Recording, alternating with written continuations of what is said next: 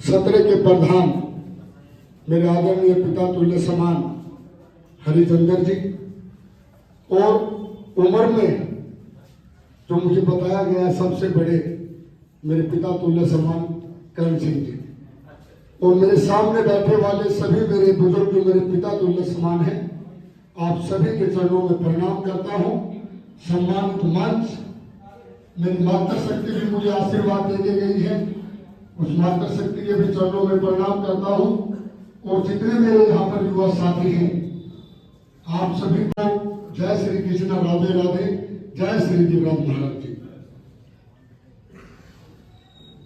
आप सबका ये जो आशीर्वाद, जो इन फूल मालाओं ने मुझे और ये जो पगड़ी पहनाकर ये जो सम्मान दिया है, आपका ये बेटा हमेशा आपका ऋणी रहेगा, आभारी रहेगा। और देखिए, दादा मांडू के प्रांगण में खड़े हैं।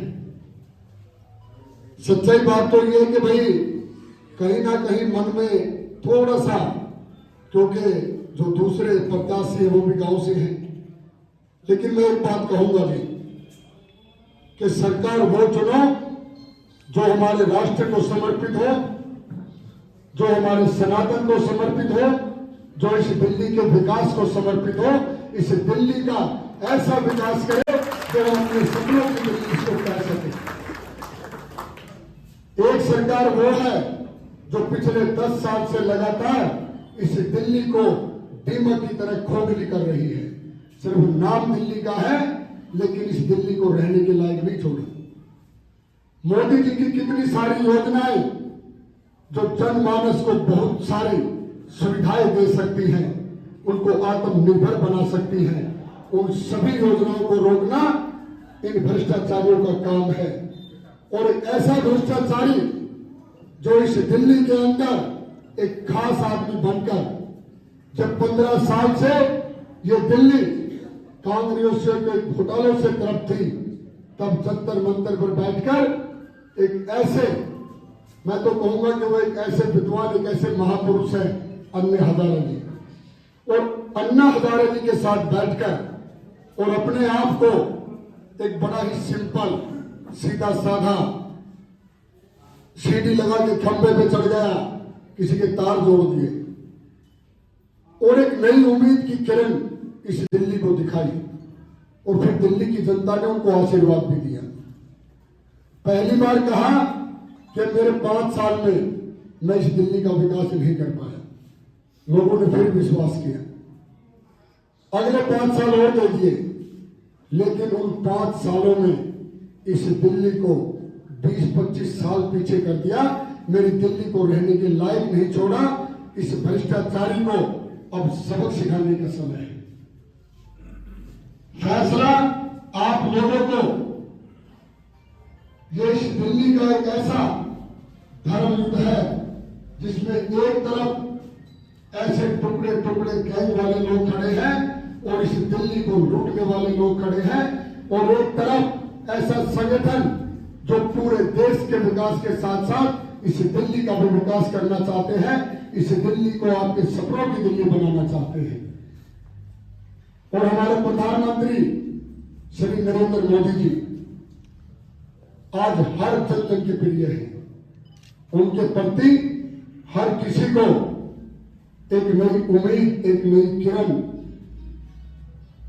और जब हमारे यशस्वी प्रधानमंत्री मोदी जी ने 2 दिन पहले द्वारका के उस खुले मन से आह्वान किया कि मेरे मन के अंदर पीड़ा है, मैं इस दिल्ली को समय देना चाहता हूं, लेकिन आप मुझे आशीर्वाद देकर और इस दिल्ली का भविष्य संवारने के लिए एक बार मेरे साथ कदम से कदम मिलाकर चलिए और डबल इंजन की सरकार बनवा दीजिए।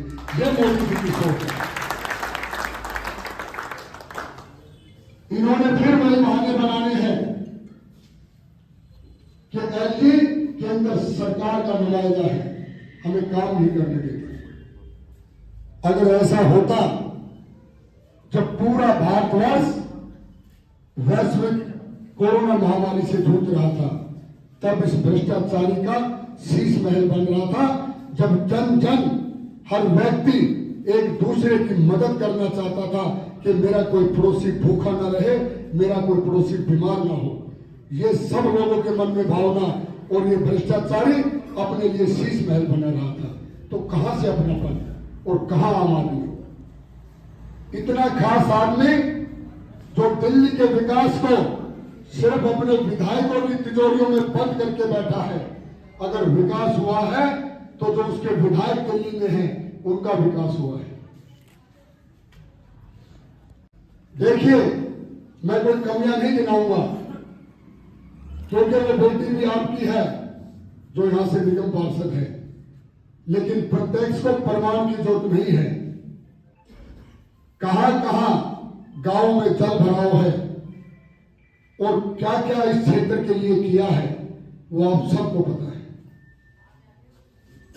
और देखिए, आपसे वादा करके जाता हूं कि मैं इस मुंडका विधानसभा को अपना परिवार मानकर आप लोगों के बीच में आपका बेटा बनकर, आपका भाई बनकर इस मुंडका विधानसभा के गौरव को फिर से लौटाना चाहता हूं। जन जन का मान सम्मान करते हुए इस मुंडका विधानसभा की सभी समस्याओं को जड़ से खत्म करना चाहता हूं। यह मेरा लक्ष्य है। और मेरे गांव का और मेरी इस पूरी मुंडका विधानसभा का फिर से मान सम्मान हो। मेरे प्रत्येक गांव में मेरे बुजुर्गों ने अपने इष्ट देवताओं के नाम बड़ी बड़ी जमीनें और उनके नाम पर बड़े बड़े तालाब, उन सभी का सौंदर्यीकरण हो, वहां पर ट्रैक बने और सभी मातृशक्ति के लिए कहीं ना कहीं बढ़िया पार्क भी हो, बुजुर्गों के लिए हो। लेकिन ये सब योजनाएं, और अगर दिल्ली के अंदर कोई विकास की नई गति दे सकता है तो आज वो एक ही आदमी है, और वह श्री नरेंद्र मोदी। और मोदी जी जब कोई चीज ठान लेते हैं तो वो उस राज्य की किस्मत बदल देते हैं। और आप सभी जानते हैं कि हमारी दिल्ली से लगते हुई हरियाणा, यूपी, इनका भविष्य इतना उज्जवल कर दिया। वहां पर मोदी जी की सभी योजनाएं लागू हो रही है, जन जन को मान सम्मान मिल रहा है। लेकिन मेरी दिल्ली कहीं ना कहीं पिछड़ रही है। सारे रोड गड्ढों में तब्दील हो चुके। डर लगता है कि बच्चा अगर मोटरसाइकिल लेके गया है तो किसी गड्ढे में गिर के उसको चोट ना लग जाए। एक बारिश हो जाए तो 1976 की याद आ जाती है कि भाई दिल्ली में बाढ़ आ गई। ये दुर्भाग्य है हमारा। आज हम 2025 में हैं। रोहतक रोड का इतना बुरा हाल, जहां 70, 75, 80 साल के मेरे बुजुर्ग हैं, शायद आप लोगों ने कभी नहीं देखा होगा।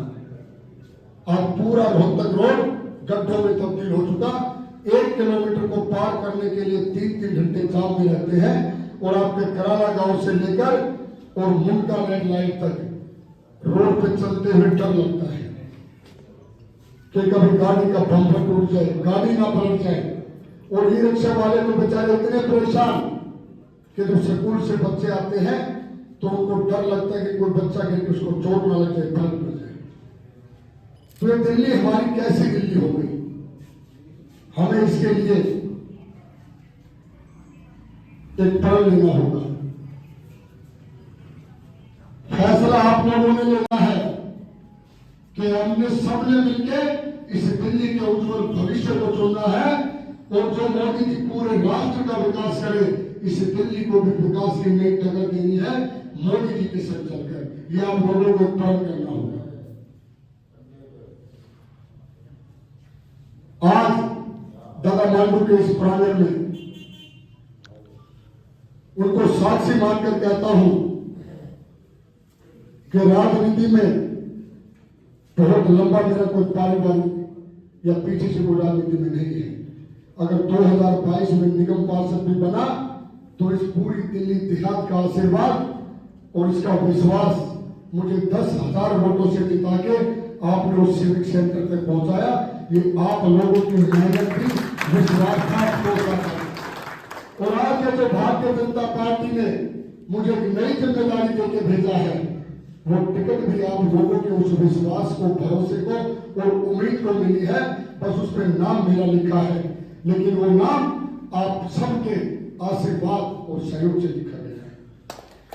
मैं आप लोगों के उस मान सम्मान को लौटाना चाहता हूं और आप लोगों के मन में जो पिछले बहुत सालों से धारणा बना दी कि भाई इलेक्शन के टाइम पर तो झोंक चढ़ स्पर्श करा है और फिर जीतते पक्ष है, ऑफिस पर भी बिठा के ढुका दीजिए, अभी काम करने थोड़ी देर में मिली हो, तो आपका बेटा ऐसा कोई काम नहीं करेगा जहां आपके दिल को ठेस लगे, जहां आप मिलोगे, चाहे मुझे घर पे आके मिलना हो या आप मुझे कहीं मिलो, सबसे पहले झुककर और ज्यादा मान सम्मान देते हुए आपका मान सम्मान करूंगा और इस मुक्ता विधानसभा की हर समस्या को खत्म करने के लिए आप लोगों के साथ कंधे से कंधा मिलाकर इसका पूरा करने का।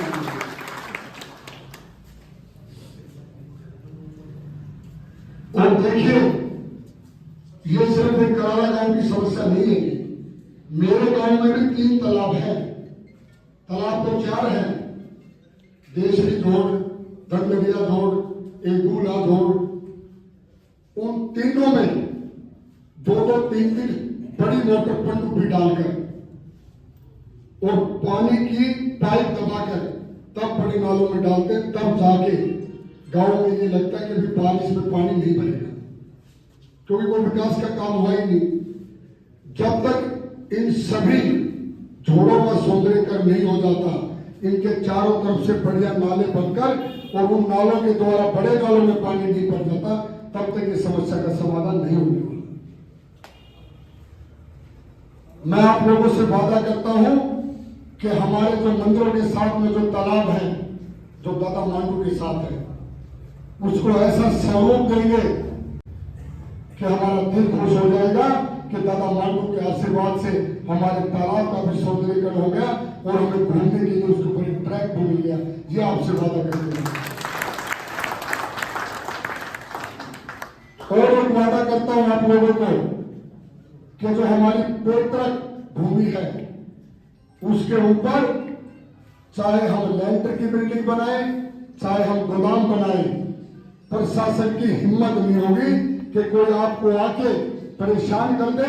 और सबसे बड़ी लड़ाई लड़ूंगा, हम अपनी पैतृक संपत्ति पे हाउस टैक्स नहीं देंगे, क्योंकि हमारी दादा लाई बनी है। और इस काम में हमारा सहयोग समय समय पे करते भी रहे हैं, आवाज भी उठाते रहे हैं। धरती पुत्र स्वर्गीय डॉक्टर साहिब सिंह वर्मा जी के बेटे परवेश वर्मा जी, और मुझे यकीन नहीं, विश्वास है कि कहीं ना कहीं आपका ये आशीर्वाद नई दिल्ली से उनको भी मिल रहा है। वो वहां पर उस भ्रष्टाचारी को हराएगा और हम यहाँ पर केजरीवाल की भ्रष्ट नीतियों को हराकर इस मुल्क का विधानसभा में एक नए विकास की डगर लिखेंगे, एक नई राह लिखेंगे। तो आप सभी से आपका ये बेटा हाथ जोड़कर विनती करने आया है, सबसे पहले अपने राष्ट्र को समर्पित होकर और दूसरे नंबर पर अपने सनातन धर्म को समर्पित होकर और तीसरे नंबर पर इस दिल्ली के उज्जवल भविष्य को समर्पित होकर और चौथे नंबर पर मेरा परिवार जो मुल्क का विधानसभा में रहता है, जिसका नाम मुल्क का विधानसभा है, इसको समर्पित होकर 5 तारीख को भारी बहुमत से कमल के फूल पर वोट डाल दो। आपका जिंदगी भर भी रहूंगा, भारी रहूंगा और आप लोगों के बीच में रहकर हर वह काम करूंगा जो एक जन सेवक को करनी चाहिए। यह आपसे वादा करता हूं। आप लोगों ने मुझे इतना आशीर्वाद दिया, इसका हमेशा आभार ऋणी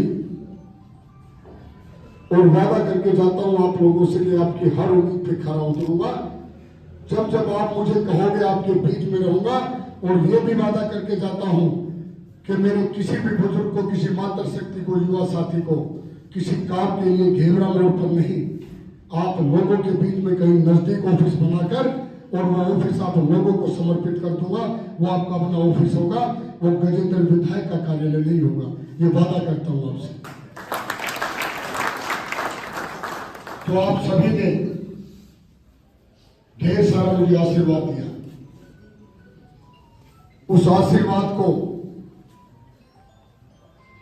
अपने लिए मैं विजय श्री समझकर आज दादा मांडू के यहां से निश्चित होकर जा रहा हूं कि आप लोग दिल्ली के विकास को वोट करेंगे, मुल्का विधानसभा के गौरव विकास को वोट करेंगे।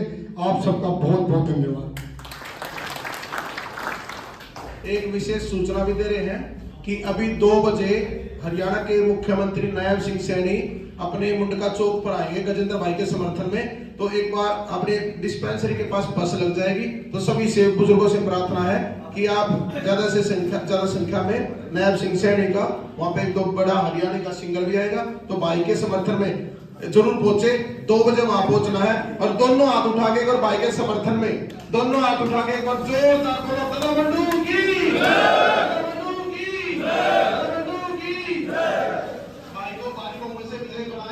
और फिर अपने क्षेत्र की समस्याओं का समाधान करेंगे। गजेंद्र भाई, हमारे गांव में शमशान घाट है, शमशान घाट में ना लाइट की व्यवस्था है, ना पानी की व्यवस्था है और चारों तरफ फिरनी रोड टूटे पड़े हैं। तो आपने जिस देहात के गाँव का, कॉलोनियों का, हर जाति को, समाज को साथ लेकर अपने क्षेत्र का समाधान करना है।